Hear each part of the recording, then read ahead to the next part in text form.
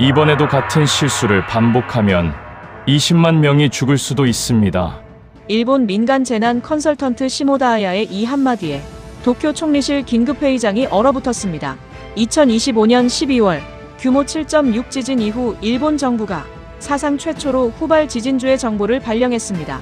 향후 7일 내 규모 8.0 이상 거대 지진 발생 가능성, 최악의 경우 사망자 20만 명.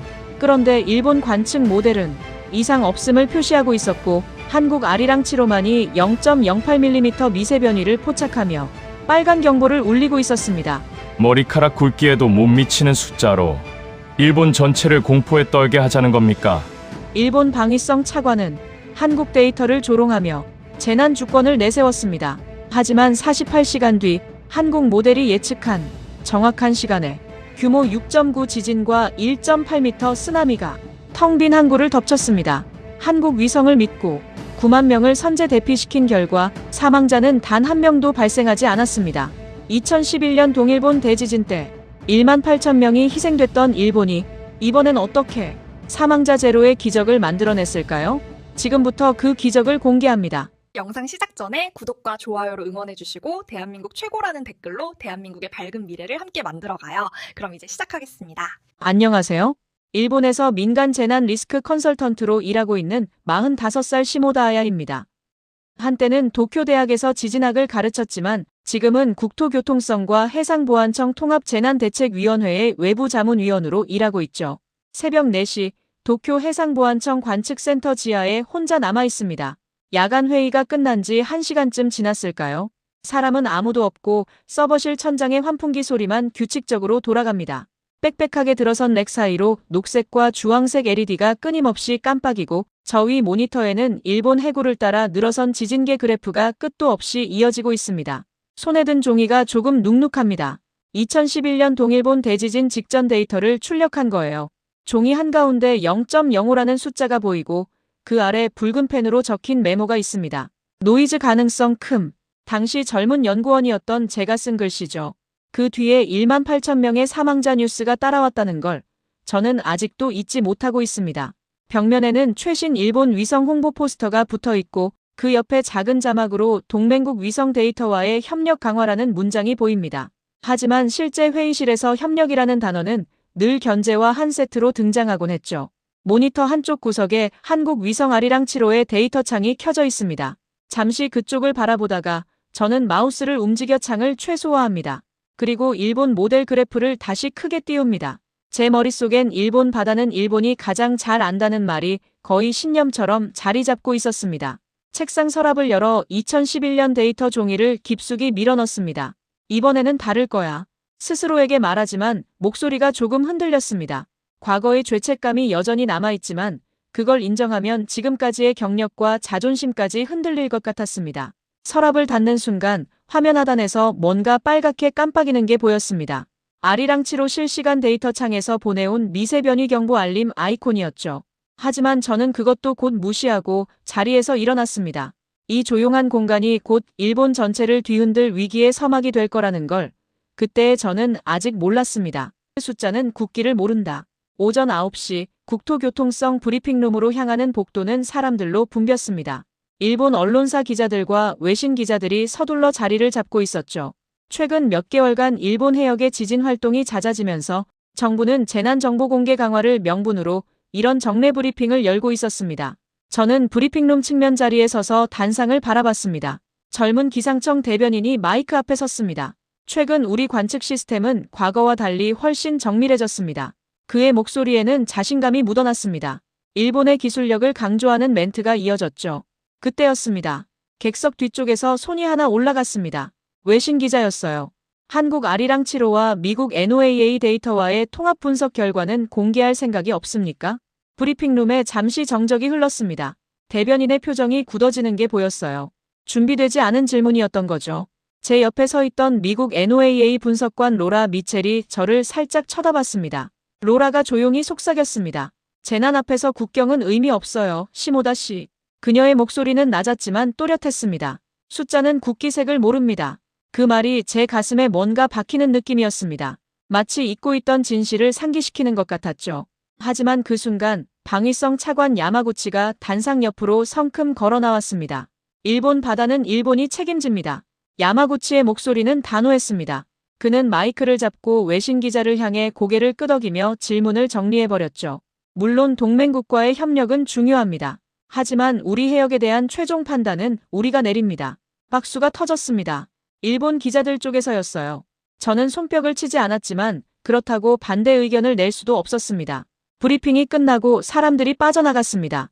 복도에서 로라가 제 옆으로 다가왔습니다. 아야, 당신도 알잖아요. 데이터는 정치를 모른다는 걸.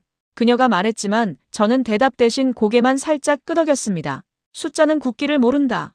그 문장이 머릿속에서 계속 맴돌았습니다. 지우려고 해도 지워지지 않았죠.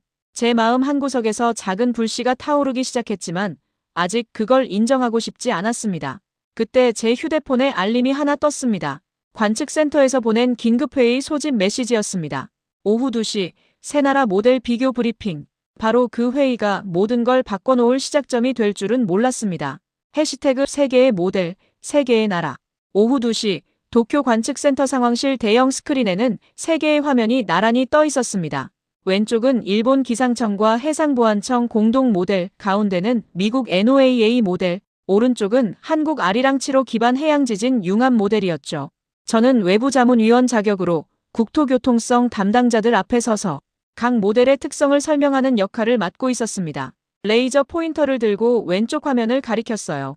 일본 모델은 과거 40년간 축적된 데이터를 기반으로 합니다. 제 목소리는 안정적이었습니다. 보수적으로 위험을 평가해서 불필요한 공포를 줄이는 장점이 있죠. 뒤편에서 고개를 끄덕이는 소리가 들렸습니다. 방위성과 총리실 관계자들이었어요. 저는 가운데 화면으로 포인터를 옮겼습니다. NOAA 모델은 미국 서부 해안과의 연동을 중시합니다. 연쇄 반응에 민감하게 반응하도록 설계되어 있죠. 그리고 마지막 화면, 한국 모델로 포인터를 옮기는 순간 잠깐 망설여졌습니다. 한국 모델은 목소리가 약간 낮아졌습니다. 해저 3D 지형과 미세 변이를 결합해서 지역별 위험도를 아주 세밀하게 나눕니다. 화면이 아오모리 앞바다 주변으로 확대됐습니다.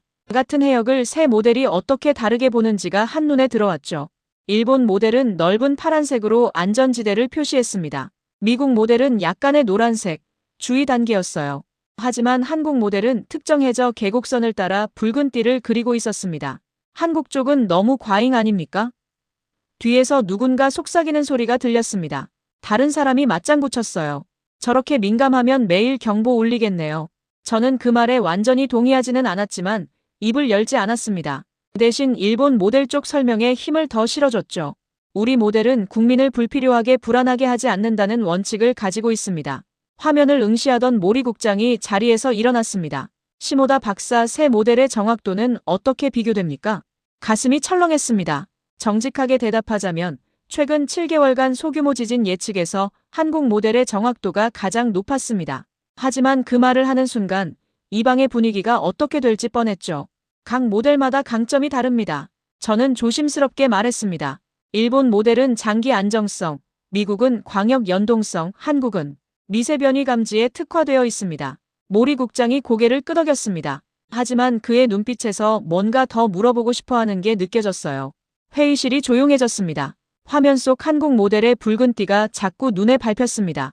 마치 뭔가를 경고하고 있는 것 같았죠. 저는 시선을 돌려 일본 모델의 파란색을 다시 바라봤습니다. 그게 더 편안했으니까요. 하지만 마음 한구석에서는 알고 있었습니다. 편안함이 항상 옳은 건 아니라는 걸. 7.6의 밤, 첫 번째 선택. 12월 8일 밤 11시 15분. 저는 집에서 샤워를 막 마친 참이었습니다. 머리를 말리고 있는데 갑자기 바닥이 흔들렸어요. 처음엔 살짝 흔들리다가 점점 강해졌습니다. 휴대폰이 비명처럼 울려댔습니다. 긴급 지진 속보였죠. 아오모리현 동방해역. 규모 7.6. 서둘러 옷을 입고 관측센터로 달려갔습니다. 차 안에서도 여진이 느껴졌어요. 도착했을 때 상황실은 이미 전쟁터였습니다. 경보음이 여러 개 겹쳐서 울리고 사람들이 전화기를 붙들고 소리를 지르고 있었죠. 대형 모니터 3개에 각각 일본, 미국, 한국 모델의 쓰나미 예측이 떠 있었습니다. 숫자들이 제 눈에 들어왔어요. 일본 모델 최대 1m, NOAA 모델 1.5m, 한국 모델 2m 이상. 붉은 경보 모리 국장이 상황판 앞에서 팔짱을 끼고 있었습니다. 시모다 박사 어느 쪽입니까? 제 목이 말라왔습니다. 일본 모델 기준으로 가면 1m면 방파제 수준에서 충분히 막을 수 있습니다. 한국 모델 화면 구석에 작은 그래프가 하나 더 떠 있었습니다. 해저 계곡을 타고 올라오는 에너지 이동 경로였어요. 특정 해안선에 빨간색이 집중되어 있었죠. 하지만 저는 그쪽을 제대로 보지 않았습니다. 국장님, 일본 모델로 가겠습니다. 제가 말했습니다. 그때 옆에서 누군가 속삭였어요. 박사님, 몇 시간 전 아리랑 7호가 0.02mm 변이를 포착했다는 로그가 있는데요. 심장이 철렁했습니다. 그건 센서 노이즈일 가능성이 큽니다. 제가 대답했지만 목소리에 확신이 없었습니다. 방위성에서 전화가 걸려왔습니다. 자국 모델 우선으로 가십시오. 외국 데이터에 의존했다가 틀리면 책임 문제가 생깁니다. 모리 국장이 수화기를 내려놓고 저를 쳐다봤습니다. 일본 모델로 갑니다. 1m 기준 경보 발령. 명령이 떨어졌습니다. 해안 지역에 쓰나미 경보가 전파됐죠. 하지만 1m 기준이었습니다. 저는 자리로 돌아와 모니터 앞에 앉았어요. 한국 모델 로그 창이 화면 구석에서 계속 깜빡이고 있었습니다. 손이 마우스로 갔다가 다시 멈췄습니다. 나중에 확인하자. 스스로에게 말했지만 가슴 한쪽이 무거웠습니다. 시간이 흘렀습니다. 20분, 30분, 40분. 그리고 첫 보고가 들어왔어요. 하치노해 항구, 쓰나미 높이 1.6m 관측. 모니터 앞에서 숨이 멎는 것 같았습니다. 일본 모델보다 높았어요. 이어진 보고들. 아오모리 동부 1.8m, 무츠 해안 1.7m. 한국 모델 예측과 거의 일치하고 있었습니다. 모리 국장이 급히 경보를 상향했습니다. 다행히 대부분 지역은 대피가 완료된 상태였죠. 큰 피해는 없었습니다. 하지만 제 손은 떨리고 있었어요. 화면 구석에 아리랑 7호 로그 알림이 아직도 빨갛게 깜빡이고 있었습니다. 누구의 눈을 믿을 것인가? 다음 날 아침 관측센터에는 밤새 수집된 CCTV 영상과 현장 보고서가 쌓여 있었습니다. 저는 커피를 손에 든 채 모니터 앞에 앉아 자료들을 훑었어요. 쓰나미는 결국 최대 1.8m까지 치솟았습니다. 일본 모델 예측을 훨씬 넘어선 수치였죠. 다행히 모리 국장이 중간에 경보를 상향해서 대부분 지역에서 대피가 이루어졌습니다. 사상자는 경미한 부상자 몇 명뿐이었어요. 비공식 회의가 열렸습니다. 모리 국장이 입을 열었습니다. 어제 한국 모델과 미국 모델을 보고 감각적으로 판단했습니다. 그의 목소리는 조금 떨렸어요. 결과적으로 잘 됐잖습니까? 누군가 말했습니다. 피해도 적었고 국민들도 이해해주고 있습니다. 하지만 저는 그 말을 들으면서도 마음이 편하지 않았습니다. 제 컴퓨터 화면에는 로그 파일이 열려 있었거든요. 12월 8일 오후 3시 42분. 아리랑 7호가 포착한 0.02mm 미세 변이 기록. 그 옆에는 제가 당일 작성했던 간단한 메모가 있었습니다. 센서 노이즈 가능성. 추가 검토 불필요. 손가락으로 마우스 휠을 천천히 돌렸습니다. 데이터를 더 깊이 들어가자 지난 2주일간의 누적 변이 그래프가 나타났어요. 4.7mm. 그리고 그 패턴이 특정해져 균열선을 따라 이어지고 있었습니다. 등줄기가 차가워졌습니다. 이 패턴 어디서 본 것 같았거든요. 서랍을 열어 2011년 자료를 다시 꺼냈습니다. 동일본 대지진 직전 0.05mm 변이. 당시에도 무시됐던 수치. 두 그래프를 나란히 놓고 비교했습니다. 패턴이 너무 닮아 있었어요. 손이 떨렸습니다. 시모다 박사님. 뒤에서 목소리가 들렸습니다. 젊은 분석관이었어요. 방위성에서 연락 왔는데요. 전날 우리가 한국 위성을 견제 대상으로 분류한 보고서를 미국에 보냈답니다. 그래서 한국 데이터 언급은 최소화하라고 하네요. 가슴이 답답했습니다. 알겠습니다. 분석관이 나가고 다시 혼자 남았습니다.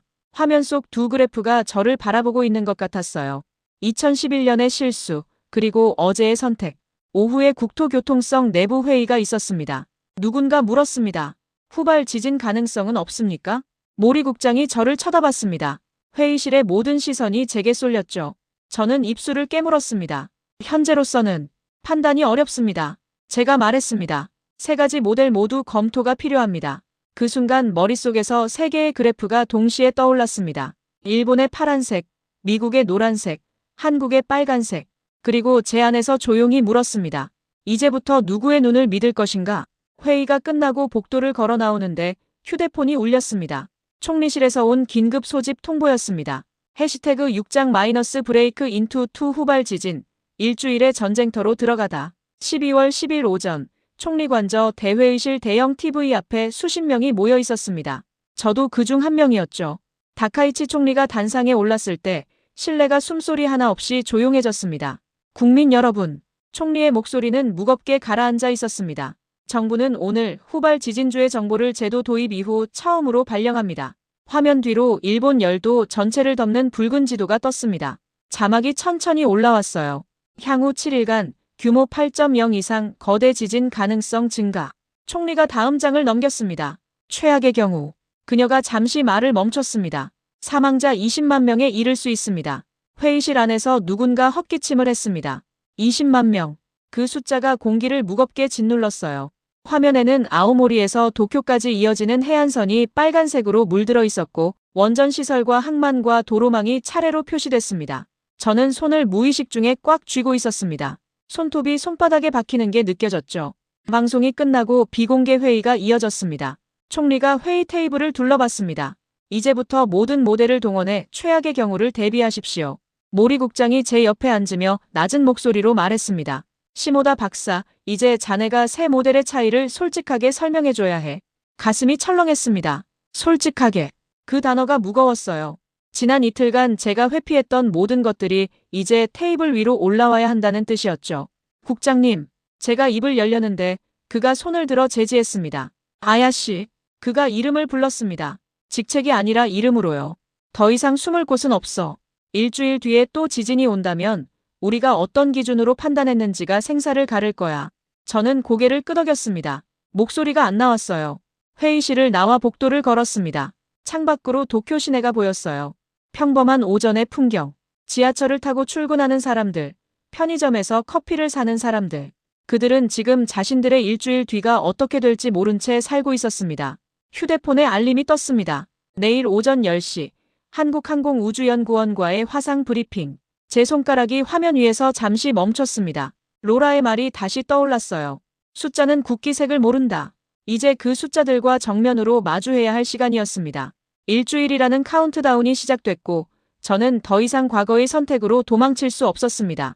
복도 끝 회의실 문이 열리고 누군가 제 이름을 불렀습니다.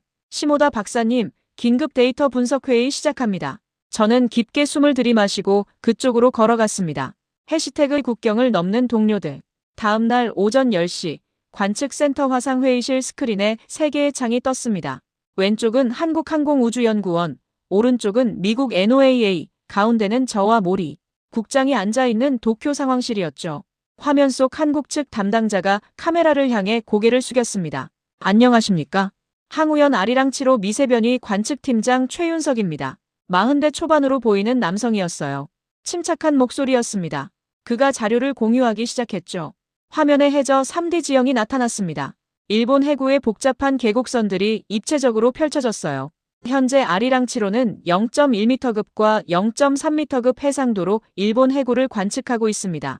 최윤석 팀장이 설명했습니다. 12월 1일부터 8일까지 총 4.7mm의 누적 미세변위를 포착했습니다. 그래프 하나가 추가로 나타났어요. 해저 균열선을 따라 이동하는 에너지 분포도였습니다. 빨간색 점들이 특정 구역에 집중되어 있었죠. 저는 숨을 참으며 물었습니다. 최 팀장님, 0.02mm 시점부터 이미 위험 신호를 읽을 수 있었습니까? 그가 잠시 화면을 응시했습니다. 그렇습니다. 그의 대답은 조심스러웠어요. 다만 그 신호를 어떻게 해석하느냐는 각국의 선택이었습니다. 그 말이 제 가슴을 찔렀습니다. 각국의 선택. 결국 제가 그 선택을 잘못했다는 뜻이었죠. 미국 측 로라가 화면에서 끼어들었습니다. 우리 NOAA 모델도 한국 쪽 패턴과 거의 일치합니다. 그녀가 자료를 올렸어요. 해저 응력 분포, 에너지 이동 경로 모두 동일한 결과를 보여주고 있습니다. 회의실이 조용해졌습니다. 모리 국장이 팔짱을 끼고 화면을 바라봤어요. 최윤석 팀장이 다음 자료를 넘겼습니다. 향후 일주일간 고위험 시간대를 산출했습니다. 12월 11일 새벽, 13일 저녁, 15일 새벽. 이 3시간대가 특히 위험합니다. 일본 지도가 나타났습니다. 182개 시정촌 중 37개 지역이 빨간색으로 표시됐어요. 아오모리, 하치노해, 하코다테. 익숙한 이름들이었습니다. 이 지역들은 해저 계곡과 직결된 곳입니다. 최 팀장이 설명을 이어갔습니다. 쓰나미 에너지가 집중될 가능성이 높습니다. 회의가 끝날 무렵 최 팀장이 카메라를 똑바로 쳐다봤습니다. 시모다 박사님, 제 이름을 부르는 그의 목소리가 떨렸어요. 저희는 2011년의 일본을 잊지 못합니다. 그가 말했습니다. 이번에는 꼭 같이 막았으면 합니다. 그 순간 뭔가 목이 메는 느낌이었습니다. 2011년 18,000명. 그때 제가 무시했던 0.05mm. 감사합니다. 겨우 그 말만 했습니다. 목소리가 갈라질 것 같았거든요. 화상회의가 종료되고 화면이 꺼졌습니다. 하지만 제 개인 메신저에 메시지 하나가 도착했어요. 최윤석 팀장이었습니다. 재난 앞에는 국경이 없습니다. 함께 이겨냅시다. 저는 화면을 바라보며 천천히 고개를 끄덕였습니다. 처음으로, 정말 처음으로 혼자가 아니라는 느낌이 들었습니다. 해시태그 조용한 서버실, 보이지 않는 파도. 안녕하세요. 저는 시모다 아야입니다. 45살, 일본에서 민간 재난 리스크 컨설턴트로 일하고 있습니다. 한때는 도쿄대학에서 지진학을 가르쳤지만 지금은 국토교통성과 해상보안청 통합재난대책위원회의 외부자문위원으로 일하고 있죠. 새벽 4시 도쿄 해상보안청 관측센터 지하에 혼자 남아 있습니다. 야간 회의가 끝난 지 1시간쯤 지났을까요? 사람은 아무도 없고 서버실 천장의 환풍기 소리만 규칙적으로 돌아갑니다.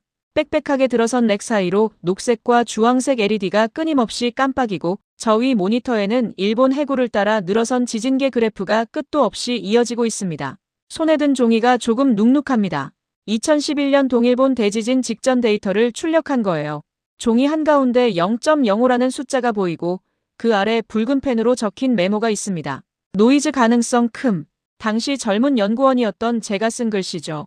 그 뒤에 18,000명의 사망자 뉴스가 따라왔다는 걸 저는 아직도 잊지 못하고 있습니다. 벽면에는 최신 일본 위성 홍보 포스터가 붙어 있고 그 옆에 작은 자막으로 동맹국 위성 데이터와의 협력 강화라는 문장이 보입니다. 하지만 실제 회의실에서 협력이라는 단어는 늘 견제와 한 세트로 등장하곤 했죠. 모니터 한쪽 구석에 한국 위성 아리랑 7호의 데이터 창이 켜져 있습니다. 잠시 그쪽을 바라보다가 저는 마우스를 움직여 창을 최소화합니다. 그리고 일본 모델 그래프를 다시 크게 띄웁니다. 제 머릿속엔 일본 바다는 일본이 가장 잘 안다는 말이 거의 신념처럼 자리 잡고 있었습니다. 책상 서랍을 열어 2011년 데이터 종이를 깊숙이 밀어넣습니다. 이번에는 다를 거야. 스스로에게 말하지만 목소리가 조금 흔들렸습니다. 과거의 죄책감이 여전히 남아있지만 그걸 인정하면 지금까지의 경력과 자존심까지 흔들릴 것 같았습니다. 서랍을 닫는 순간 화면 하단에서 뭔가 빨갛게 깜빡이는 게 보였습니다. 아리랑 7호 실시간 데이터 창에서 보내온 미세 변이 경보 알림 아이콘이었죠. 하지만 저는 그것도 곧 무시하고 자리에서 일어났습니다. 이 조용한 공간이 곧 일본 전체를 뒤흔들 위기의 서막이 될 거라는 걸 그때 저는 아직 몰랐습니다. 숫자는 굳기를 모른다. 오전 9시 국토교통성 브리핑룸으로 향하는 복도는 사람들로 붐볐습니다. 일본 언론사 기자들과 외신 기자들이 서둘러 자리를 잡고 있었죠. 최근 몇 개월간 일본 해역의 지진 활동이 잦아지면서 정부는 재난정보 공개 강화를 명분으로 이런 정례 브리핑을 열고 있었습니다. 저는 브리핑룸 측면 자리에 서서 단상을 바라봤습니다. 젊은 기상청 대변인이 마이크 앞에 섰습니다. 최근 우리 관측 시스템은 과거와 달리 훨씬 정밀해졌습니다. 그의 목소리에는 자신감이 묻어났습니다. 일본의 기술력을 강조하는 멘트가 이어졌죠. 그때였습니다. 객석 뒤쪽에서 손이 하나 올라갔습니다. 외신 기자였어요. 한국 아리랑 7호와 미국 NOAA 데이터와의 통합 분석 결과는 공개할 생각이 없습니까? 브리핑룸에 잠시 정적이 흘렀습니다. 대변인의 표정이 굳어지는 게 보였어요. 준비되지 않은 질문이었던 거죠.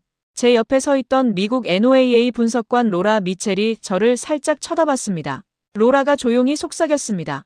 재난 앞에서 국경은 의미 없어요, 시모다 씨. 그녀의 목소리는 낮았지만 또렷했습니다. 숫자는 국기색을 모릅니다. 그 말이 제 가슴에 뭔가 박히는 느낌이었습니다.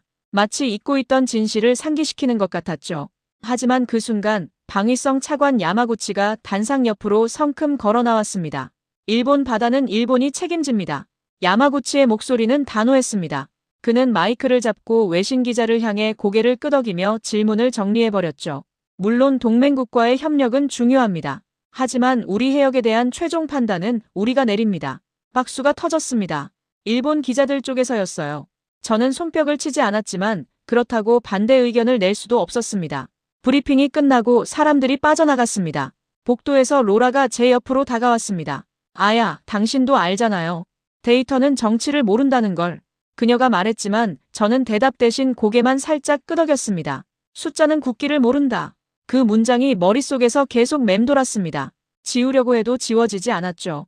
제 마음 한구석에서 작은 불씨가 타오르기 시작했지만 아직 그걸 인정하고 싶지 않았습니다. 그때 제 휴대폰에 알림이 하나 떴습니다. 관측센터에서 보낸 긴급회의 소집 메시지였습니다.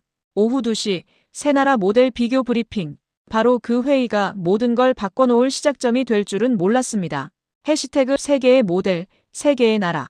오후 2시 도쿄 관측센터 상황실 대형 스크린에는 세 개의 화면이 나란히 떠 있었습니다. 왼쪽은 일본 기상청과 해상보안청 공동 모델, 가운데는 미국 NOAA 모델, 오른쪽은 한국 아리랑 7호 기반 해양지진 융합 모델이었죠. 저는 외부자문위원 자격으로 국토교통성 담당자들 앞에 서서 각 모델의 특성을 설명하는 역할을 맡고 있었습니다. 레이저 포인터를 들고 왼쪽 화면을 가리켰어요.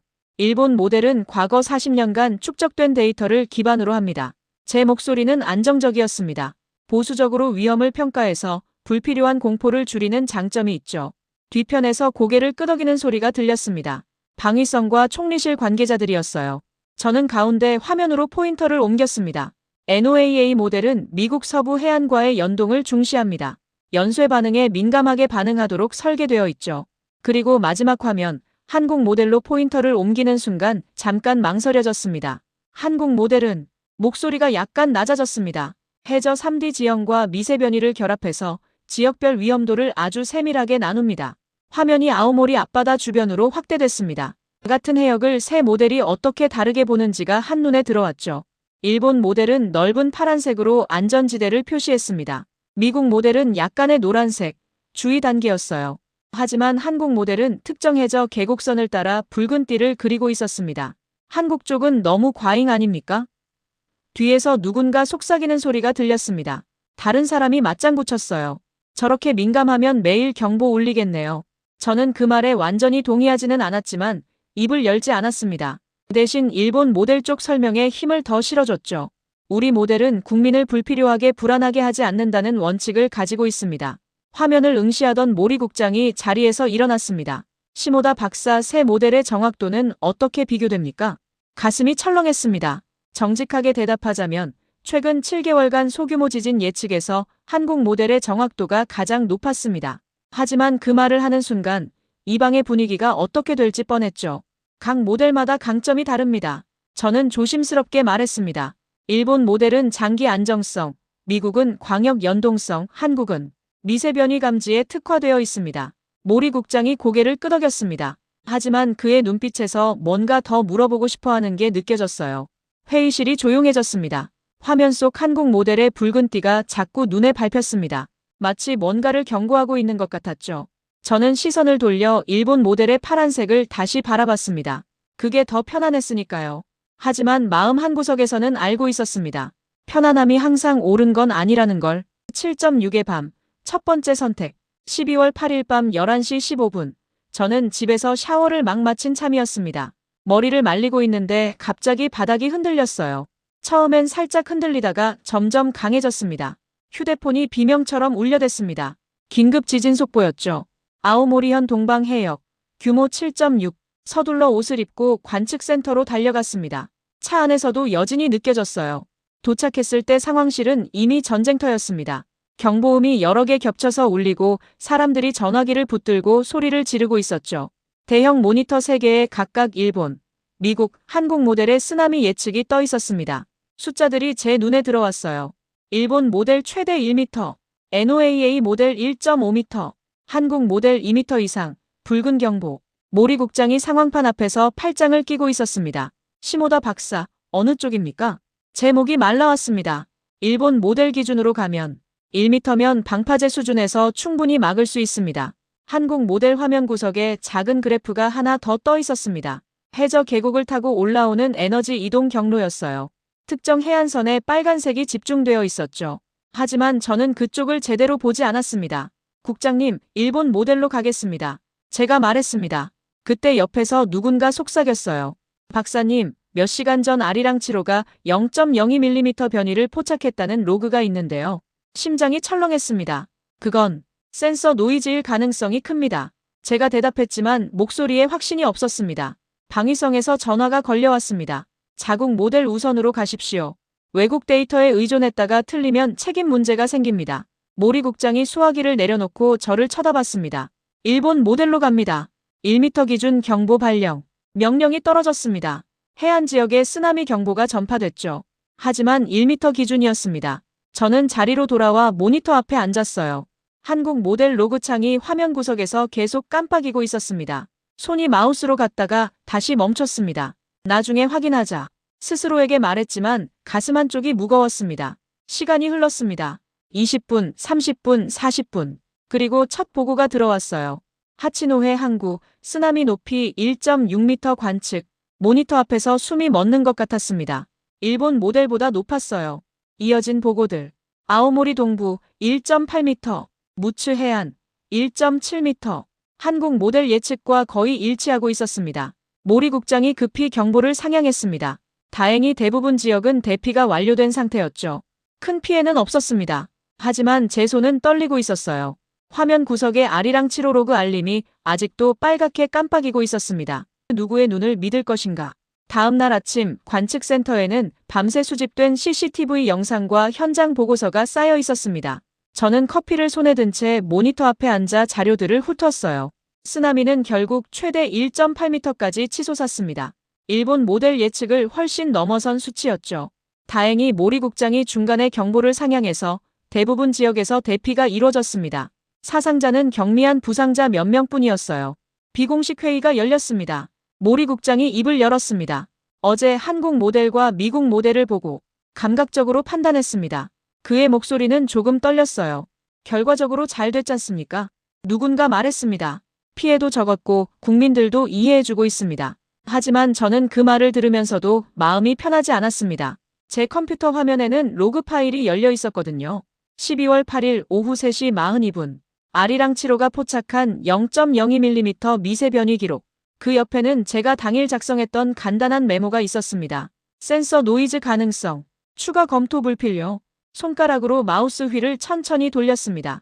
데이터를 더 깊이 들어가자 지난 2주일간의 누적 변이 그래프가 나타났어요. 4.7mm. 그리고 그 패턴이 특정해져 균열선을 따라 이어지고 있었습니다. 등줄기가 차가워졌습니다. 이 패턴 어디서 본 것 같았거든요. 서랍을 열어 2011년 자료를 다시 꺼냈습니다. 동일본 대지진 직전 0.05mm 변이. 당시에도 무시됐던 수치. 두 그래프를 나란히 놓고 비교했습니다. 패턴이 너무 닮아 있었어요. 손이 떨렸습니다. 시모다 박사님. 뒤에서 목소리가 들렸습니다. 젊은 분석관이었어요. 방위성에서 연락 왔는데요. 전날 우리가 한국 위성을 견제 대상으로 분류한 보고서를 미국에 보냈답니다. 그래서 한국 데이터 언급은 최소화하라고 하네요. 가슴이 답답했습니다. 알겠습니다.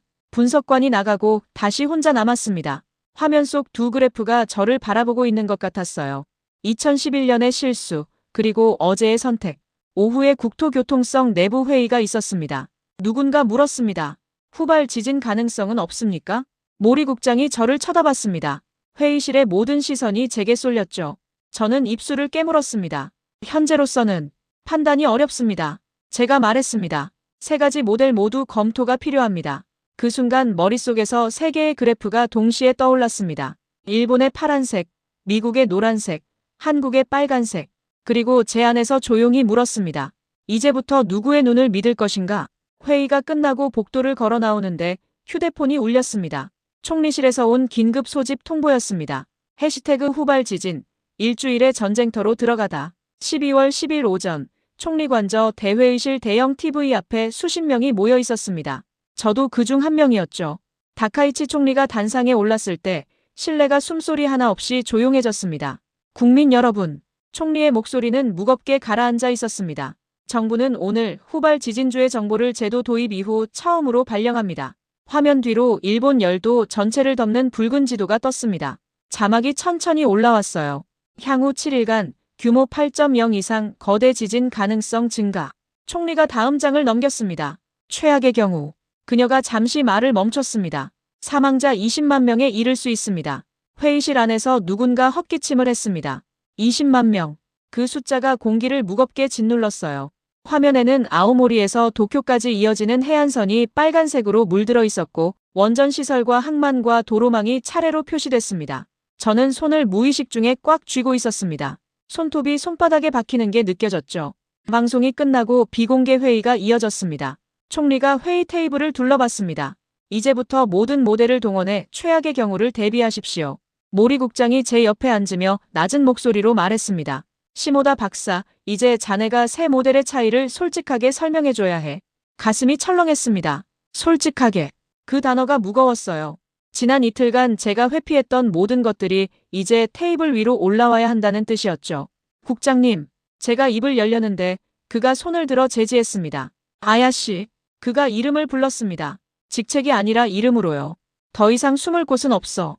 일주일 뒤에 또 지진이 온다면 우리가 어떤 기준으로 판단했는지가 생사를 가를 거야. 저는 고개를 끄덕였습니다. 목소리가 안 나왔어요. 회의실을 나와 복도를 걸었습니다. 창밖으로 도쿄 시내가 보였어요. 평범한 오전의 풍경. 지하철을 타고 출근하는 사람들. 편의점에서 커피를 사는 사람들. 그들은 지금 자신들의 일주일 뒤가 어떻게 될지 모른 채 살고 있었습니다. 휴대폰에 알림이 떴습니다. 내일 오전 10시. 한국항공우주연구원과의 화상 브리핑. 제 손가락이 화면 위에서 잠시 멈췄습니다. 로라의 말이 다시 떠올랐어요.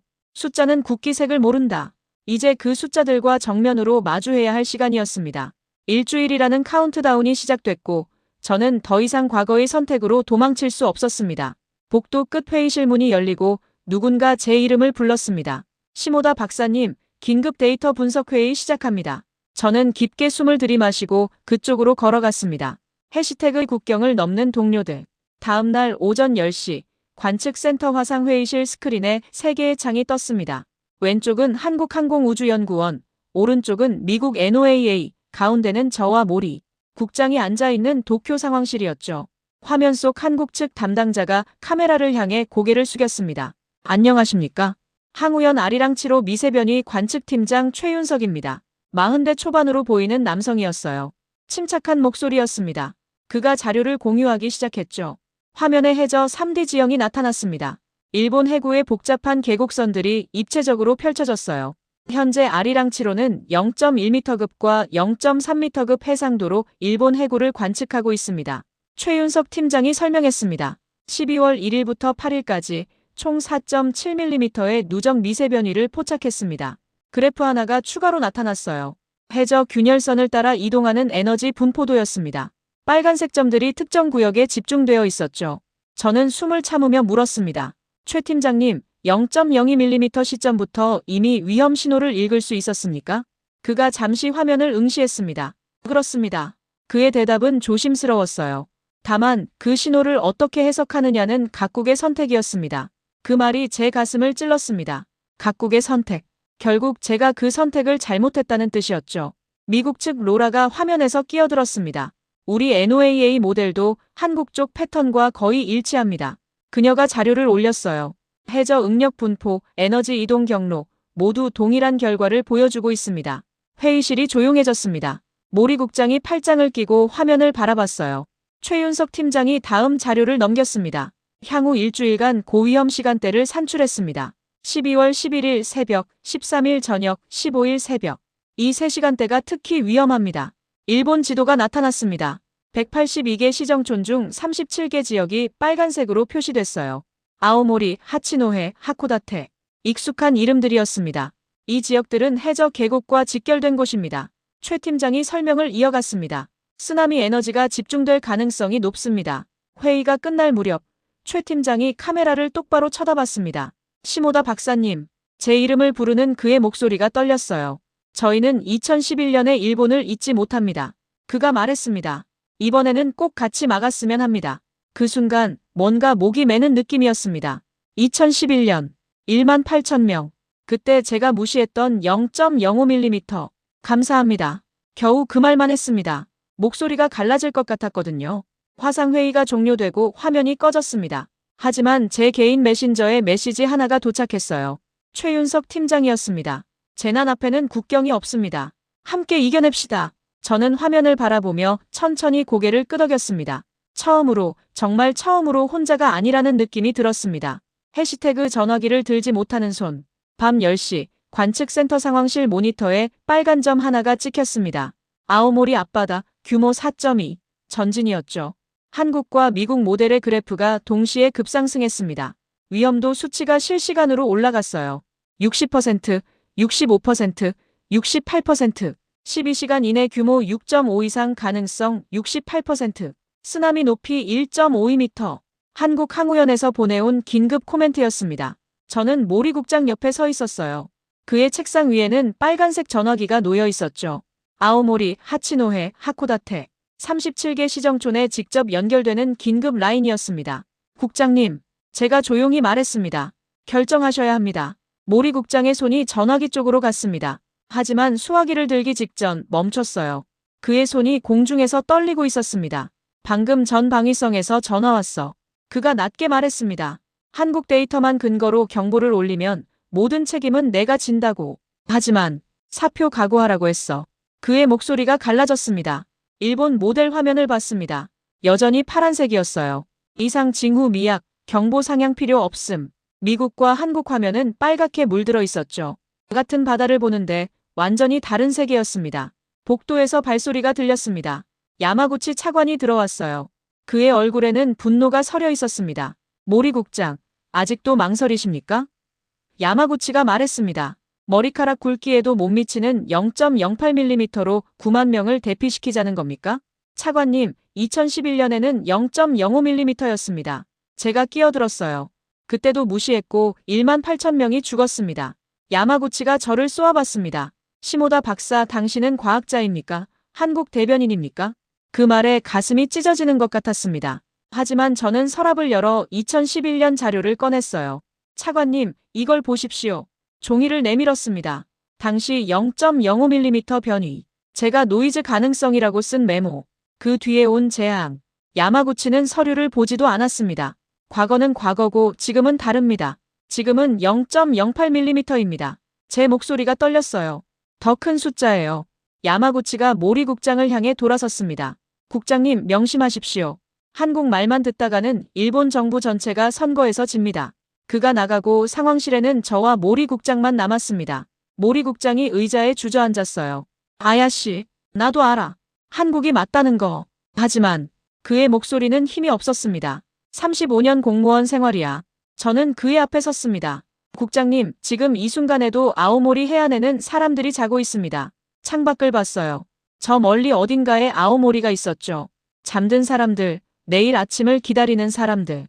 모리국장의 손이 다시 전화기 쪽으로 갔습니다. 하지만 이번에도 수화기를 들지 못했어요. 시계를 봤습니다. 밤 11시. 한국 모델이 경고한 위험 시간대까지 3시간. 제 휴대폰이 진동했습니다. 최윤석 팀장에게서 온 메시지였어요. 0.15mm로 급증. 패턴 가속화. 제발 대피시켜 주십시오. 손이 떨렸습니다. 화면 속 한국연구원의 간절함이 느껴졌죠. 저는 모리국장을 바라봤습니다. 그는 여전히 전화기 앞에 앉아 움직이지 못하고 있었습니다. 어부 더 솔 과학자의 고백서. 밤 11시 30분. 저는 부속 회의실로 혼자 들어갔습니다. 불을 켜지 않았어요. 창밖 도쿄 야경 불빛만이 방안을 희미하게 비췄죠. 노트북을 열었습니다. 책상 위에는 2011년 신문 스크랩과 이번 7.6 지진 보고서가 나란히 놓여 있었어요. 1만 8천 명. 그 숫자가 제 눈앞에서 흐려졌습니다. 새 문서를 열었습니다. 제목을 썼죠. 아오모리 후발 지진 위험에 대한 긴급 재현 한국 미국 데이터를 포함한 통합 분석. 손가락이 키보드 위에서 멈췄습니다. 첫 문장을 어떻게 시작해야 할까요? 나는 과거 0.05mm 변이를 노이즈로 치부했다. 타이핑을 시작했습니다. 그로 인해 무엇을 잃었는지 알고 있다. 이건 보고서가 아니었습니다. 제 자신에게 쓰는 고백이었죠. 혹시라도 이 문서가 기록으로 남았을 때 후대가 같은 실수를 반복하지 않기를 바라는 마음이었습니다. 새 모델의 데이터를 하나씩 정리했습니다. 일본 모델의 장점과 한계, 미국 모델의 특성, 그리고 한국 모델이 포착한 4.7mm 누적 변이, 0.15mm 급증, 해저 계곡을 따라 이어진 균열선, 최소 9만 명의 선제 대피가 필요하다. 결론을 썼습니다. 손가락이 떨려서 오타를 몇 번이나 고쳐야 했어요. 마지막 단락을 쓸 차례였습니다. 한참을 망설이다가 천천히 타이핑했습니다. 만약 이 경고가 과잉이었더라도 우리는 괜히 겁먹었다고 웃을 수 있을 것이다. 백스페이스를 몇 번 눌렀다가 다시 썼어요. 그러나 이 경고를 무시한다면 우리는 다시는 웃을 수 없을 것이다. 문서를 저장했습니다. 파일 이름에 날짜와 시간을 넣었죠. 2025년 12월 10일 23시 47분 긴급 재현. 모리 국장 이메일 주소를 받는 사람란에 입력했습니다. 제목은 긴급 보고였어요. 커서가 전송 버튼 위에서 깜빡였습니다. 이 버튼을 누르는 순간 저는 돌아갈 수 없다는 걸 알고 있었습니다. 35년 쌓아온 모리 국장의 경력, 재자문위원 자리, 모든 게 흔들릴 수 있었죠. 하지만 창밖을 봤습니다. 저 어딘가에 아오모리가 있었어요. 지금쯤 사람들은 이불을 덮고 잠들어 있겠죠. 클릭했습니다. 메일이 전송되었습니다. 화면에 메시지가 떴어요. 자리에서 일어나려는데 다리에 힘이 없었습니다. 벽에 기대어 천천히 숨을 골랐죠. 두려웠지만 동시에 어깨에서 뭔가 무거운 게 내려가는 느낌이었습니다. 휴대폰이 진동했습니다. 모리 국장이었어요. 지금 메일 봤어. 국장실로 와. 복도를 걸었습니다. 발걸음마다 심장이 두근거렸어요. 국장실 문 앞에 섰습니다. 노크하기 전에 손을 내려다봤죠. 2011년의 죄책감, 이틀 전의 선택, 그리고 지금 이 순간. 이제는 과학자의 양심을 선택하겠다고 제 자신에게 약속했습니다. 문을 두드렸습니다. 인투3 생명이 먼저다. 국장실 문이 열렸습니다. 모리 국장은 책상에 앉아 제 보고서를 펼쳐놓고 있었어요. 밑줄이 여러 군데 그어져 있었습니다. 앉아요. 그가 말했습니다. 저는 그의 맞은편에 앉았습니다. 손을 무릎 위에 꼭 쥐었죠. 모리 국장이 서류를 천천히 넘겼습니다. 9만 명 선제 대피 필요. 그가 그 문장을 읽었어요. 한국 미국 모델 일치, 일본 모델의 미감지. 다음 줄로 넘어갔습니다. 과잉 경고의 비용대 경고 무시의 대가. 침묵이 흘렀습니다. 벽식의 초침 소리만 들렸어요. 이 보고서를 공식 회의록에 남기면 모리 국장이 말했습니다. 자네도 나도 편하지 않을 거야. 제 목이 메었습니다. 하지만 그가 다시 입을 열었어요. 하지만 이걸 보고도 아무것도 안 하면. 그의 목소리가 떨렸습니다. 우리는 평생 이 도시를 걸을 수 없을 거야. 모리 국장이 책상 서랍을 열었습니다. 낡은 사진 한 장을 꺼냈어요. 2011년 쓰나미 이후 찍힌 사진이었죠. 무너진 건물 앞에 서 있는 해상보안청 직원들이었습니다. 여기 내 후배가 있었어. 그가 사진을 가리켰습니다. 센다이에서. 경보가 늦어서. 못 빠져나왔어. 그의 눈이 붉어졌어요. 아야씨. 그가 저를 똑바로 쳐다봤습니다. 정치는 나중 문제야. 오늘 밤은 일본 국민이 먼저야. 그가 수화기를 들었습니다. 같이 책임지자. 심장이 쿵쾅거렸습니다. 모리 국장이 총리실, 방재청, 방위성으로 동시 연결되는 긴급회의를 요청했어요. 지금 즉시 긴급대책본부 소집을 요청합니다. 그의 목소리는 단호했습니다. 전화를 끊고 모리 국장이 저를 봤습니다. 준비해요. 1시간 뒤 화상회의. 자네가 직접 설명해야 해. 국장님, 제 목소리가 갈라졌습니다. 우리가 틀렸으면 내가 책임지고 물러나. 그가 말했습니다. 하지만 우리가 맞았는데 아무것도 안 했다면 그건 범죄야. 그 순간 제 휴대폰과 국장 전화기가 동시에 울렸습니다. 미국 NOAA였어요. 로라의 목소리가 스피커폰으로 들렸습니다. 모리 국장님, 시모다 박사님. 로라가 말했습니다. 미국은 지금부터 30분 후 주일 미군 가족들에게 독자 대피 명령을 내립니다. 모리 국장이 얼굴을 굳혔어요. 일본 정부가 결정하시든 안 하시든. 로라의 목소리는 분명했습니다.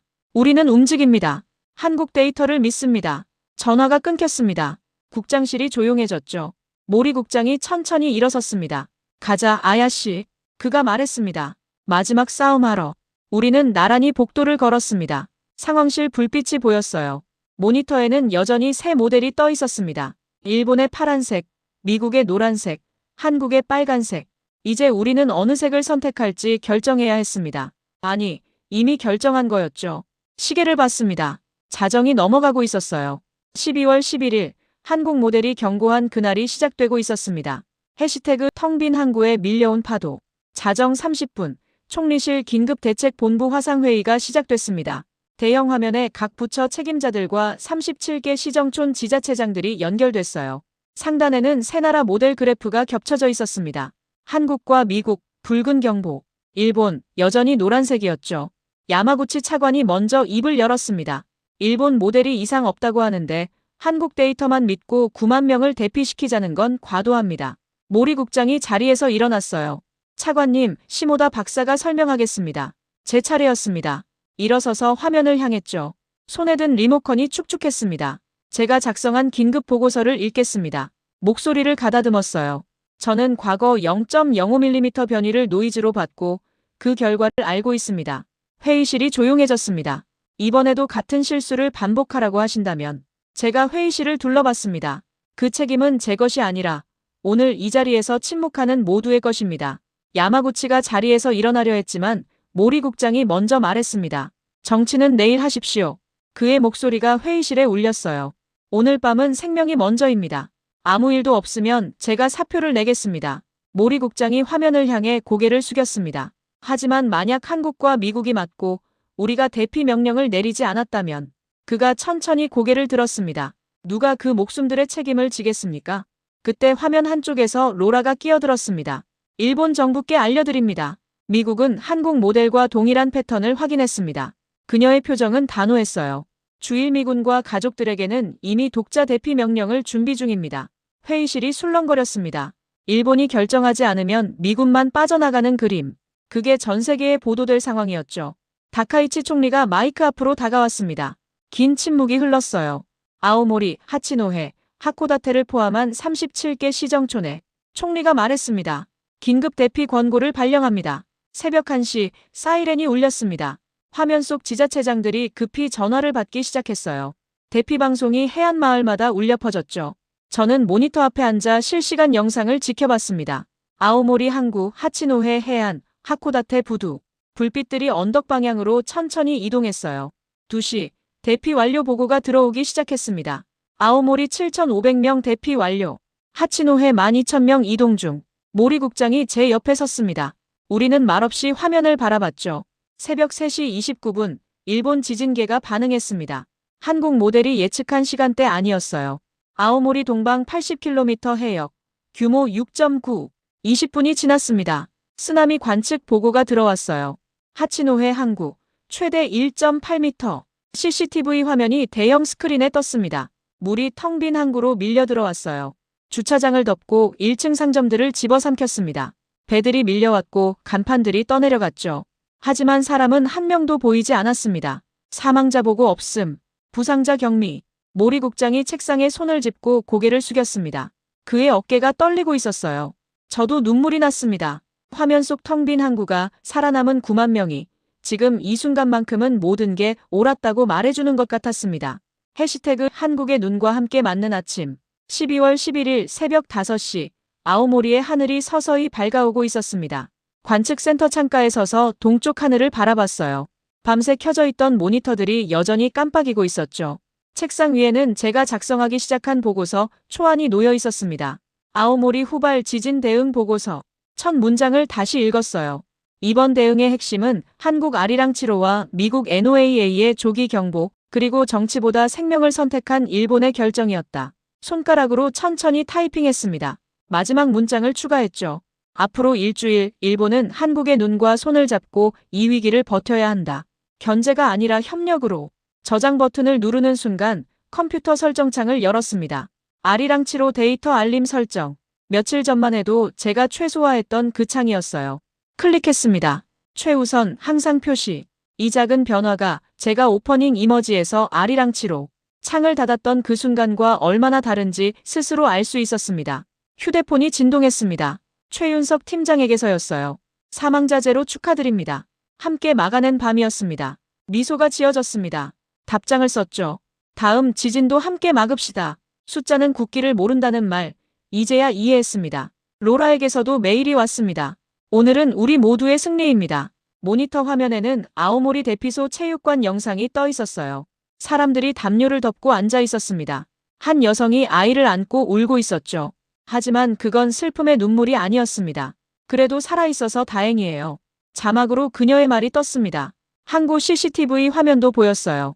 침수된 배들, 무너진 간판들, 젖은 도로. 하지만 거기엔 시신이 없었습니다. 한 어부가 자기 배를 바라보며 말했어요. 다시 만들면 되지. 목숨은 못 만들잖아. 복도에서 모리 국장이 걸어왔습니다. 그도 밤을 새운 얼굴이었지만 표정은 편안해 보였어요. 아야 씨, 커피 한잔 할까? 그가 물었습니다. 네, 국장님. 함께 휴게실로 향했습니다. 복도 창밖으로 도쿄 아침 풍경이 보였어요. 출근하는 사람들, 지하철에 오르는 사람들. 그들은 오늘 밤 아오모리에서 무슨 일이 있었는지 아직 모를 거예요. 하지만 저는 알고 있었습니다. 오늘 밤 우리가 한 선택이 9만 명의 내일 아침을 지켜냈다는 걸. 커피를 마시며 창밖을 바라봤습니다. 떠오르는 해가 건물들을 비추고 있었어요. 국장님, 제가 조용히 말했습니다. 앞으로 엿새가 남았습니다. 모리 국장이 고개를 끄덕였습니다. 이번엔 처음부터 제대로 하자고. 네, 이번엔 처음부터요. 한국의 눈, 미국의 분석, 일본의 결단. 세 나라가 함께 만든 오늘 밤의 기적을. 휴대폰을 다시 확인했습니다. 아리랑치로 실시간 알림창이 화면 상단에 고정되어 있었어요. 이제 그 창은 절대 닫지 않을 겁니다. 동쪽 하늘이 완전히 밝아졌습니다. 한국의 눈과 함께 맞이하는 새로운 아침이었습니다. 그리고 이 일주일이 끝나면 일본의 재난 대응은 완전히 다른 시대로 접어들 거라는 걸 저는 이제 확신하고 있었습니다.